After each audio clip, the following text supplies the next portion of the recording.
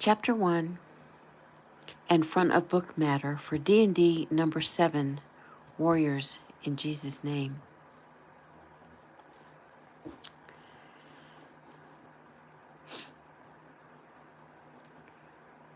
We begin with a scripture. Ephesians chapter 6, verses 10 through 13. Finally, be strong in the Lord and in his mighty power. Put on the full armor of God so that you can take your stand against the devil's schemes. For our struggle is not against flesh and blood, but against the rulers, against the authorities, and against the powers of this dark world, and against the spiritual forces of evil in the heavenly realms. Therefore, put on the full armor of God, so that when the day of evil comes, you may be able to stand your ground, and after you have done everything, to stand. And one more scripture, 1 Corinthians 16, 13 through 14. Be watchful, stand firm in the faith, act like men, be strong. Let all that you do be done in love. And we're keeping tabs, and let's see who is what and how old they are now. In Book 7, it's early September, and Eric Keno is 61, and Shelley Keno is about to be 56 in October. Juneflower, Jeffy Keno, is 20. Ricky Keno is 43. Brianna Adams Keno just turned 40. Eric Keno III is 11, and Taylor Keno is 8. Mark Adams is about to be 31, and little Joey Adams, or who they now call JoJo, is 12. Joey Adams just turned 29. Jason Lee is 50. Angel Pritchard Lee is 47. Kimmy Lee is 18. Justin Lee is 58, and his wife Lori Lee is 44. Toby Nash is 46. Caroline Smith is 44. Grace Smith is 16, and Brody Smith is 12. Let's move on to the Stewart family. Chaz Stewart is 41. Lisa Stewart is 38. Melena Stewart is 11. Charlie Stewart, or Charles Stewart IV, is 5, and Matthew Stewart is 4. John Apple is 42, Jody Apple is 40, and Jake Apple is 12. Maddie Lewis, or Grams, Miss Maddie, is 79. The Tanner family, Keegan Tanner is 41, Lizzie Tanner is 34, Heather Anderson is 15, Rose and Violet Anderson are 14, Daisy and Lily Anderson are 13, and Gabriel Tanner is 9. Jefferson Davis is 35, Mickey, his wife, Mackenzie Davis, is 33, Daniel Davis just turned 4, and Jeremy Davis is 3. And Marissa Daly, Mickey's little sister, is 21, and Cameron Wallace is about to be 22. And then we have a quote from Sophocles. In a just cause, the weak o'ercome the strong. Chapter 1. Joey Adams streaked through the parking lot in his silver Ferrari, headed toward the back of the sleek blue glass building.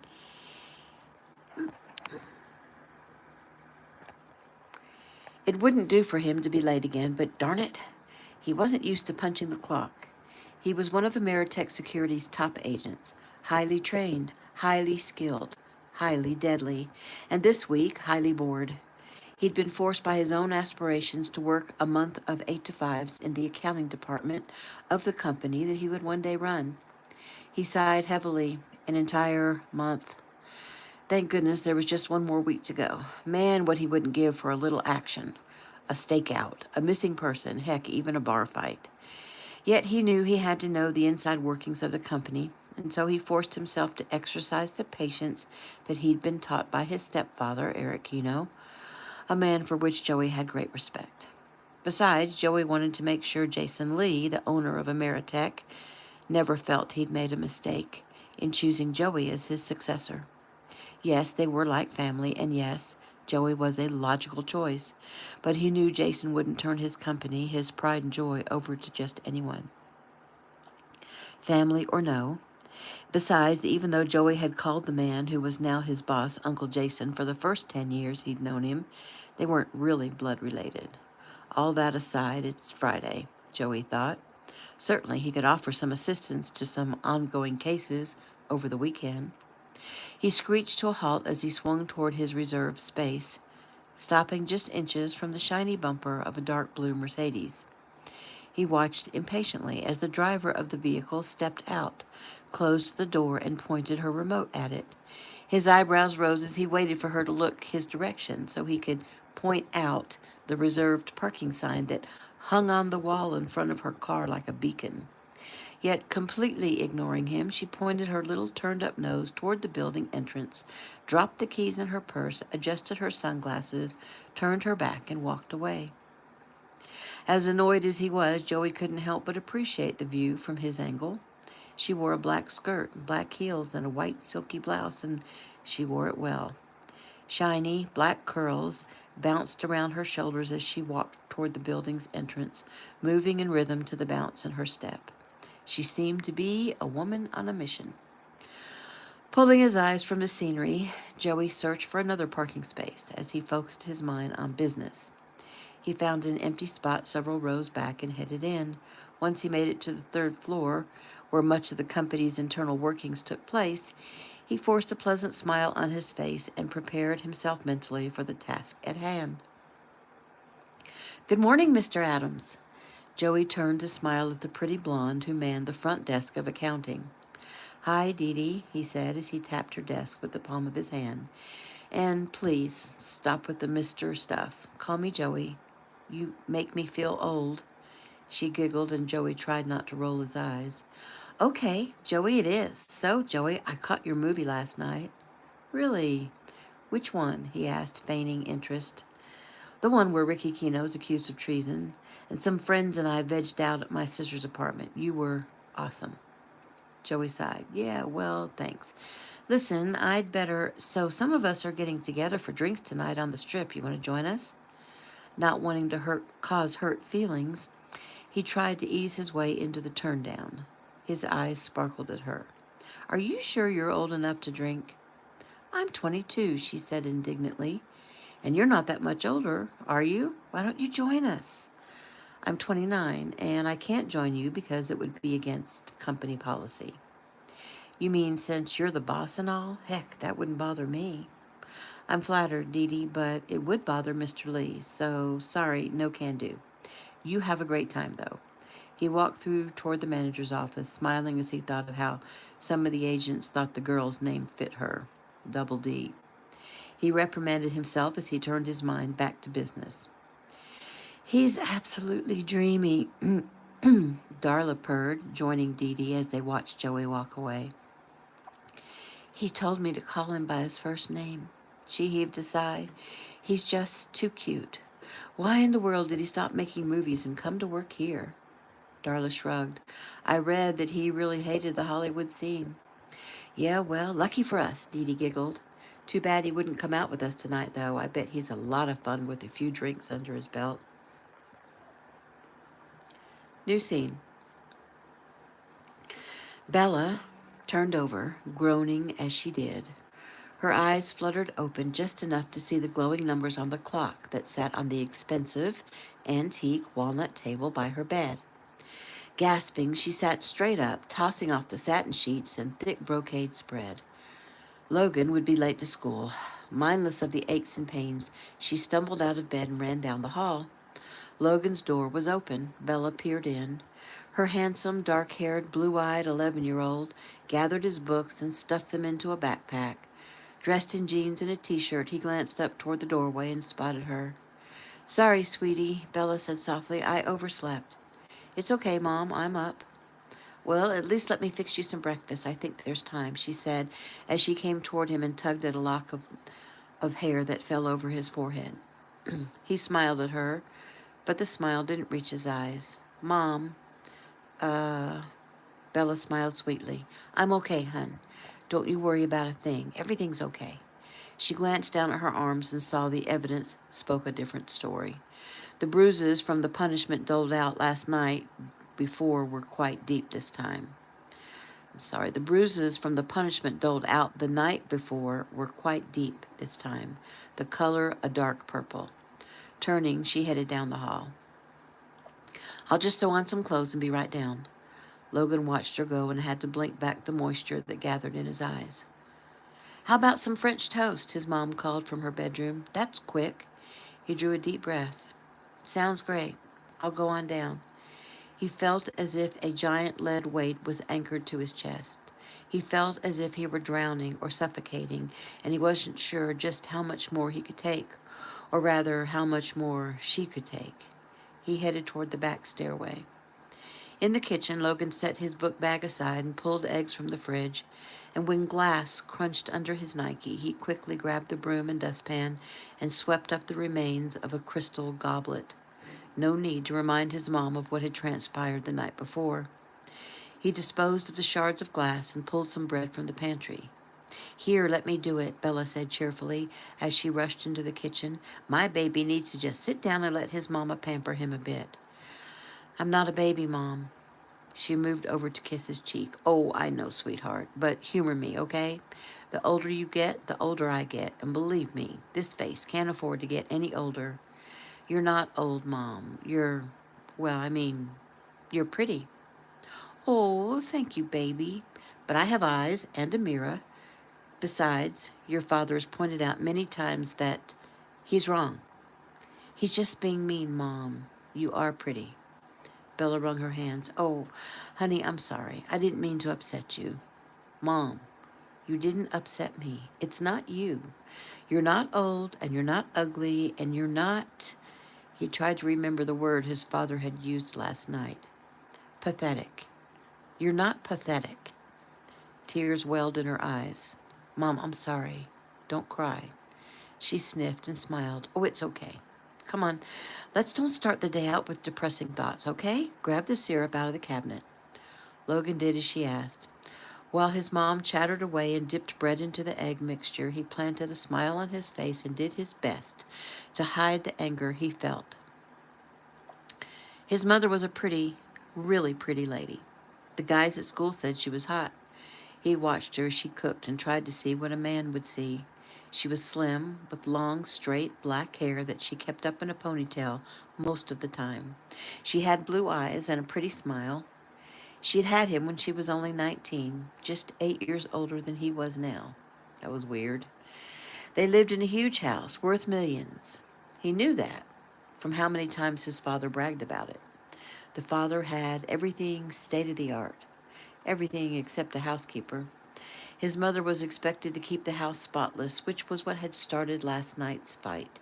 She served him iced tea in a glass with a spot on it. Just a freaking spot. Logan didn't care that Gordon Landau was a big fancy attorney. He didn't care that he was richer than God, as he always said, and he didn't care that the man was his father. He hated him. New scene. Well, I have no problem offering you the kind of help you want or need, Jason said. I just want to make sure you understand the cost involved. Our most common clients are large corporations and governments or high-profile people. Like celebrities and politicians, Breeze asked acidly. Exactly.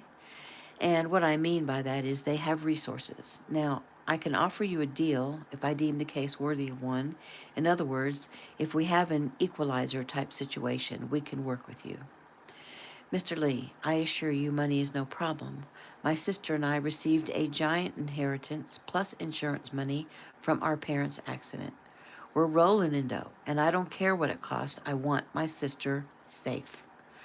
Arms folded across his chest, Jason nodded thoughtfully. I understand. Protecting your sister without her knowledge, however, will be tricky and walking a thin line between legalities. I was told your company could work miracles. I was told you had no problem walking that thin line if the cause was honorable enough. I have more than enough money to pay your fee. Please, Mr. Lee, will you help me? Jason sighed and nodded his head, clicked some keys on his computer. I think I can pull Agent Davis from the case he's... Is this Agent Davis your top agent? Jason looked up, his brow raised close to the very top. May I have your top agent, please? Ms. Sheridan. You said this would be tricky. Jason nodded. Tricky, but doable. Please, Mr. Lee. Jason smiled. This woman was a fireball, and there was one agent who deserved to have to deal with her. Very well, Miss Sheridan, I'm going to assign my top agent to your case. He'll investigate the situation and use his own discretion as to what should be done and how to proceed. Bree Sheridan watched as Jason Lee, owner of Ameritech Security, lifted the phone receiver. She'd been told he was the best. Hiring his company was like hiring your own FBI department. He was an attractive man, Korean, one of the women at the club had said, good-looking but married. He was larger than she'd pictured him. She thought of a tiny little Asian computer geek-looking dude. Yet when Jason Lee had risen to shake her hand, he towered over her. He appeared very calm, self-assured, masculine, yet gentle. Sure, she thought, all the good ones are taken. She was pleased with the services he described Ameritech could provide, but her brows rose as she listened to the words he spoke into the phone. Mina, get Joey on the phone. He's down in accounting. Jason hung up the phone and smiled at Breeze, whose expression conveyed her indignation. Is there a problem? He asked. She rose. Mr. Lee, I was told that your company was the best and that you were all about integrity, and I told you money was no object, and I asked for your best, and now you see fit to send me some clerk from your accounting department? I feel insulted and wonder if I should take my business elsewhere. Jason smiled calmly. Ms. Sheridan, I realize how that must have sounded, and you're certainly welcome to take your business elsewhere, though I wish you luck with that. I suggest, however, you not jump to conclusions just yet. I assure you, Joey Adams is the best.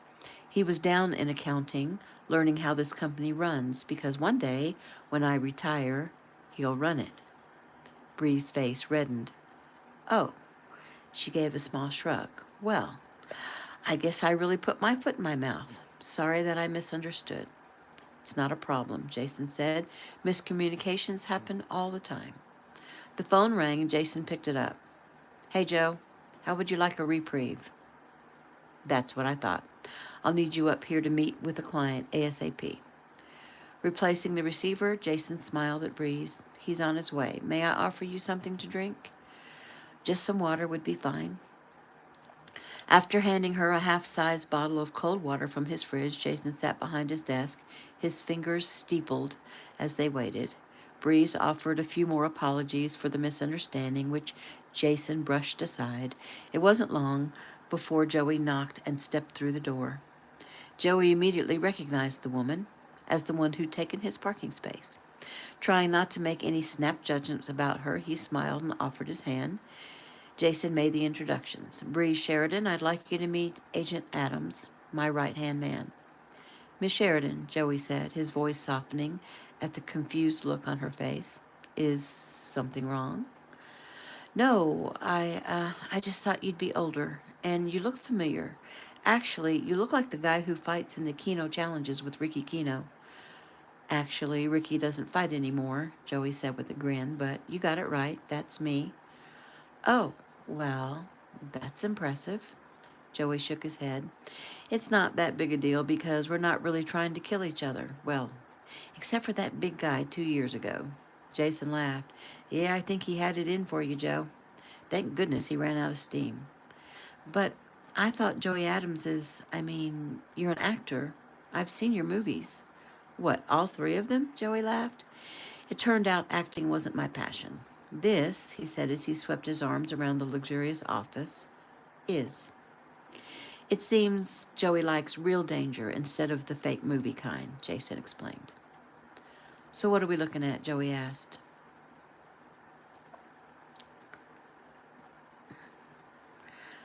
Miss Sheridan needs someone to protect her sister.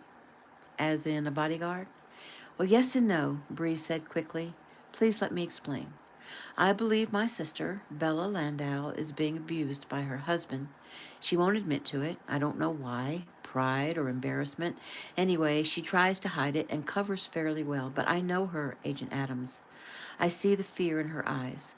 I've tried to tell her she doesn't have to take it. She doesn't deserve to hurt, not physically and not emotionally. She's a sweet girl, but she's stubborn. Her husband is a powerful man, and I think she's terrified to cross him. Landau, Jason said. Gordon Landau? Yes. Who's Gordon Landau? Joey asked. He's a big, powerful attorney, Jason answered. Justin knows him, has dealt with him, and doesn't have anything good to say about him. Who's Justin? Breeze asked Jason. He's my brother. He's also an attorney, as is Joey's brother, Mark. Breeze nodded. Well, your brother is correct in his assessment of Gordon. He's a real jerk. Joey grinned. He liked the lady's boldness. I hate him. I've thought several times I'll just go ahead and arrange to have him killed. Both men's brows shot up. Bree smiled wickedly and waved her hand in the air. Oh, don't go getting your panties in a wad. It's just a fantasy. I'm too chicken to go that far. Somehow, I doubt that, Joey murmured. So, how long has this been going on? She shook her head. Too long. They've been married 12 years. At first, everything was okay. At least I think it was. And then I started to notice him speaking harshly to her at family gatherings. And then I saw her less and less. And they stopped coming to my parents' house for Christmas. Bella stopped calling me. Now, the only time I see her is when I absolutely insist on a shopping trip or lunch. So, what exactly is it you want me to do? Joey asked. Breeze bit her lip. I want you to do everything you can to protect my sister without her knowing that she's being protected. Joey's eyes shifted to Jason and back to Breeze, his eyebrows lifted. Look, I know it sounds like a crazy thing to be asking, but she won't admit to the abuse, and if someone doesn't do something to protect her, I'm afraid one day he'll end up killing her. She would be mortified and probably angry to know I have someone looking after her. But I've been told if anyone could pull it off, it would be this agency. Mr. Lee says you're his top man. If you can't handle it, just say so, Agent Adams. The woman looked soft and pretty, but she was hard as nails, and Joey shrugged. Well, from what you say, I think our main focus should be on gathering enough evidence against her husband so that she feels confident enough that she can get out of the situation. I can tail her. I can set up cameras and audio inside the home. But you can't protect her? Oh, I can protect her, but only to a certain degree while she's inside the home. I'll want a key to the house to make it easier to get in, and I have to tell you, if he goes after her behind closed doors, I won't stand idly by. I would have to intervene, which would mean the end of the covert operation. But if that happened, you'd have proof, right? You'd have the proof that he hurt her. Yes, and that may or may not be admissible in court. Given the power Gordon Landau wields, it'd have to be pretty powerful evidence and pretty violent to be admitted, Jason explained. Breeze's hands trembled. I think it's already gotten pretty violent. I'm terrified he's going to kill her. As long as I'm nearby, it won't get that far, Joey assured her. Well, you're pretty sure of yourself. He blinked. Yes, I am. I have to be. Second guessing will get a body killed. Her eyes ran up and down, looking him over before she nodded. Okay, I guess that means you'll help me? Well, if Jason didn't think we could do something to help, he wouldn't have called me up here, but you need to understand that protecting her is just the first part. Obviously, I can only do that for so long. The plan will be to gather the evidence we need to extract your sister cleanly from her situation. I have to say, it's difficult to save someone who doesn't want to be saved. She wants it. She just doesn't think there's any safe way out. And that's what we'll try to provide. And in the meantime, I'll protect her any way possible. How long we go without her knowing remains to be seen. Understood, Bree said, and then began to chew on her lip. There's one more thing. Joey raised his brows in question. Bella has a son, Logan. He's 11. Joey sighed. Has Logan been a victim of his father's physical abuse as far as you know? Jason asked. Not as far as I know. I just wanted Agent Adams to know there would be another person in the home. What about housekeepers, maids, and the like? No, Gordon insists Bella keep the house up herself. Do Bella and you have any other siblings? Jason asked. No, it's just us two. And how much younger is she than you? Breeze's eyebrows rose slightly. I'm 4 years younger than her. Joey smiled as if the insult amused him. Sorry, I just assumed. It's okay. Sometimes I feel like the older sister. She married young. She had Logan. She never really had a chance to find herself, and so she seems very young and innocent. She needs protection. He keeps her down, constantly ridiculing her, and he tries to keep her isolated. But I give him hell about that. And has he ever threatened you? He wouldn't dare. I'm not afraid of him, and he knows it. Joey's lips pressed together. Do me a favor and back off. I don't want you in the mix. Her eyes narrowed in anger. Joey stood his ground without saying a word. She finally capitulated. Fine. She rose and walked toward the door. There's a formal dinner tomorrow night at the governor's mansion that Bella and Gordon and I will be attending. You might want to procure a tux unless you don't think you can finagle an invitation. Well, that won't be a problem. What time shall I pick you up? What?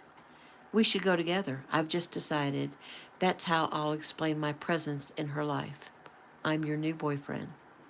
She'll see right through it. Why's that? Breeze tilted her nose up in the air. 'Cause you're not my type. Joey grinned, admiring the way her blue eyes flashed beneath the velvety dark lashes. Well, we'll just see about that. So what time? I'll meet you there at 7. Joey nodded. Have it your way. I'll see you at 7. New scene. Her heart beat faster and she could barely catch her breath. Bella knew it wasn't because of the workout she was receiving in her martial arts class, but because of the instructor who decided to stop right in front of her to correct her movement. She had no right to be attracted to him, yet, whenever he came near, her body and heart thought along other lines. She was a married woman with a son, but her husband had never made her feel like this man did. Important, a person of worth, safe, protected. How silly of her to be attracted to a man whom she barely knew and who probably wouldn't even recognize her on the street. She and Logan had been taking martial arts classes at the Kino studio for almost 2 years now. Master Mark, as they called him to show respect, was Grandmaster Kino's stepson. He was a fifth-degree black belt who taught only on Saturday mornings. Even though he always acknowledged her, they'd never really had a conversation. Admittedly, he tried a few times during their open houses and demonstrations, but she'd always shied away. She was sure his kind treatment of her was simply professional courtesy. In her mind, she knew that, but in her heart, her imagination took over. What would it be like to have such a strong, gentle man interested in her? He'd smile at her, he'd speak softly to her, he'd probably open doors for her and carry groceries in from the car for her. He was large, several inches taller than her husband. Her husband, she thought, was a complete opposite of this man. Gordon had blonde hair and blue eyes. Her instructor had brown hair and large brown eyes and a kind smile that would put anyone at ease. He had broad shoulders and narrow hips. She'd seen him change from his t-shirt into his uniform top and knew he was ripped with muscle. Another student told her he'd been some big-time football player in college and would have gone pro except for a knee injury that had taken too long to rehabilitate. Miss Bella, he said softly, am I confusing you? She blinked and looked up into his eyes. I'm sorry, what did you say? His brow wrinkled. I said to keep the fist closed, like this, he replied, grasping her hand and holding it into a fist. He held her hand up in the air over her head. Tighten your elbow and shoulder. Good. Now, as I strike, you thrust sideways to block, using my momentum against me. Good. See the difference? He struck slowly toward her face, coaching her through the block, then went low, forcing her to throw a low block. Good. Now high again. He came in faster this time, and she thrust out her forearm against his fist. Before she could stop herself, she gave a small cry of pain and jumped back, holding her forearm. Are you okay? Mark asked. Grasping her wrist, he raised her arm. The sleeve of the uniform she wore fell back, revealing several bruises along her forearm. Mark's brow furrowed as Bella jerked her arm away. His solemn eyes met hers, and she smiled timidly. Um, Logan and me, we've been practicing a little too much. He smiled at her, putting her immediately at ease. I'd say. I think the two of you need to back off a little. She nodded. Yes, sir, Master Mark. He bowed slightly and moved on to work with the next student, while one of the class black belts led them through their motions. Bella blew out of breath as she watched Master Mark walk down the row, relieved for more than one reason to have him move away. Her eye caught her son's. Logan stood 2 rows up from her, a look of unease on his young 11-year-old face. She gave him a stiff smile and went on with the class. 30 minutes later, dripping with perspiration, Bella headed to the locker room to change into her street clothes. Logan sat on the floor, pulling on his shoes, and watched her go, fighting the feeling of dread that always crept into his heart when it came time to go home. Hey! Logan turned his head to acknowledge Jojo, who was Master Mark's son. They call him Jojo because his real name is Joseph, which of course is Joey, which is also his uncle's name. To keep the confusion down, he'd been dubbed Little Joe, which he hated, so that morphed into Jojo. He was 12 and already a black belt, and Logan liked him because he wasn't cocky. He seemed pretty ordinary despite the fact that his family was famous.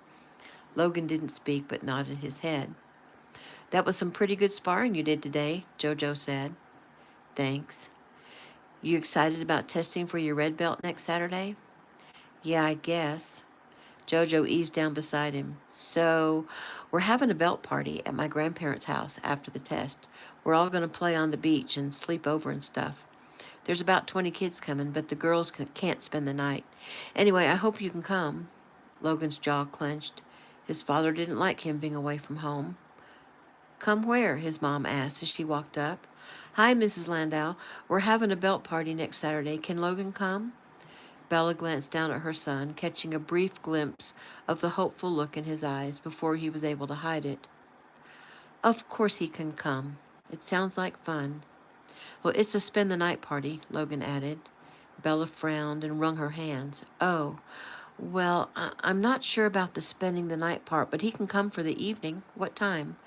Before Jojo could answer, his father joined them and answered for him. Well, we'll get started right after the testing, so we'll go straight there from here. He turned toward Bella. You're invited too. Me? Bella said nervously. Sure. You're part of the class, even though you're not testing. We promise we won't make you spend the night. Bella laughed nervously. Okay, well, I'm not sure how long I can stay. I'd better check with Gordon to see what he has planned first. I understand. Why don't you ask Gordon to come along? Sure, I'll do that, Bella said smoothly, knowing her husband would never agree to come and not wanting him to anyway. Just a sec, Mark said. He hurried to his desk, grabbed a couple business cards. Here, one for each of you, in case you need to ask any questions about the test or the party. Probably better to try myself first. Don't want you to get lost in the shuffle if you call the office. Bella fingered the glossy card and read the top line. Mark Adams, attorney at law, criminal defense. Okay, thanks. Well, we'd better get home. I have some fancy dinner I'm supposed to attend tonight, and it will take me hours to get presentable.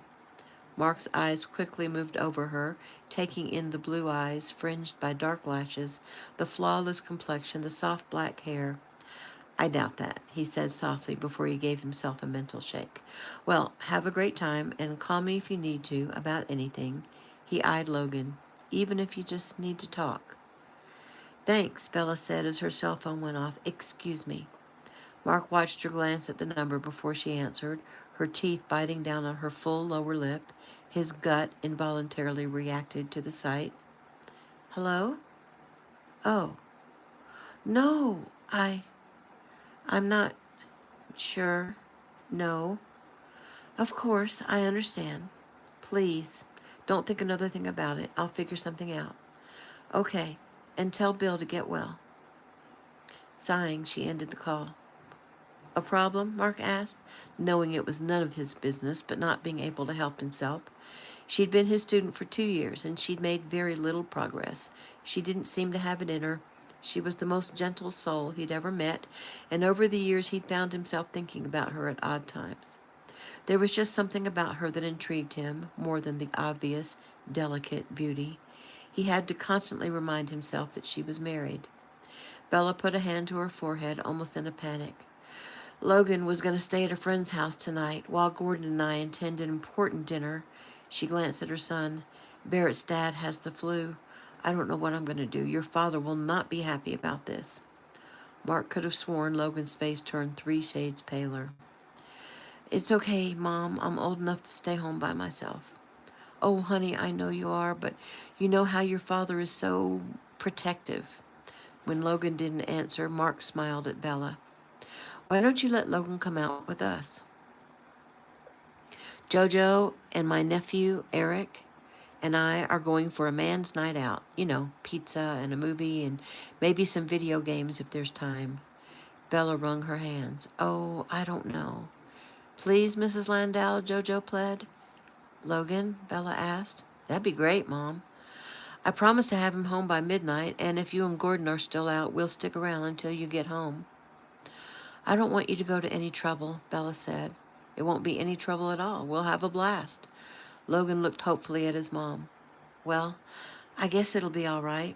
Great. We'll come pick him up around 6. Will that be early enough? Yes, that would be perfect. Okay, then, it's settled. We'll be seeing you tonight, Mark said pointedly to Logan. He stepped back and nodded at his son. Well, we'd better get a move on, Jojo. He gave both Logan and Bella a slight bow. They returned the gesture and started out as Mark watched. On a whim, Mark called Logan back. The boy turned and trotted back toward his instructor. Yes, sir?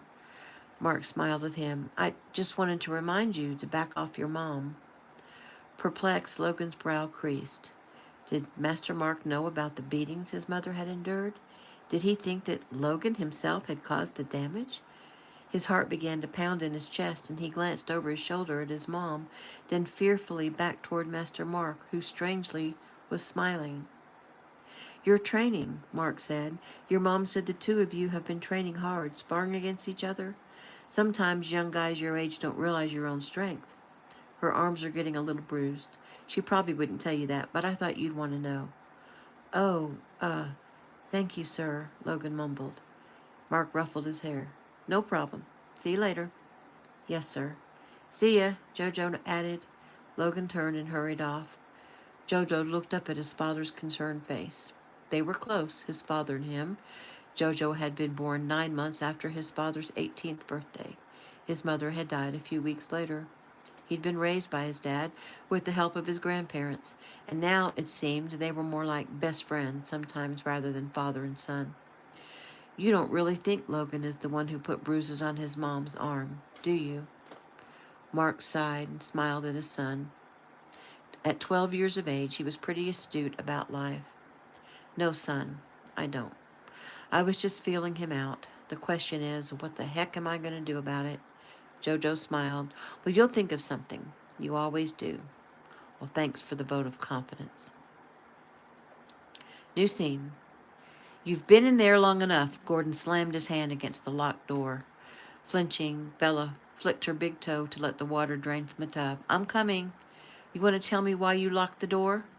Bella swallowed hard. Did I lock it? I hadn't realized.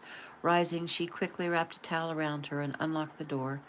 Gordon stood in the threshold, glaring. You know you locked it, like I haven't seen it all before. He glanced down at the wet skin above the towel and frowned. You're losing weight. She gave a practiced laugh. I wish. You don't need to lose weight, Bella.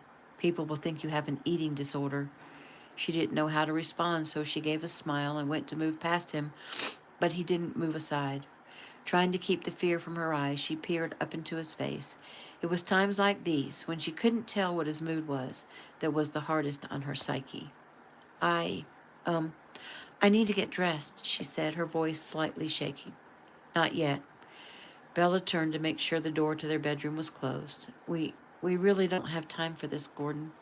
He wrapped his steely fingers around her upper arms. Don't tell me what I have time for. It's just that I know you don't like to be late, she said softly. We won't be late. You'll just have to hurry.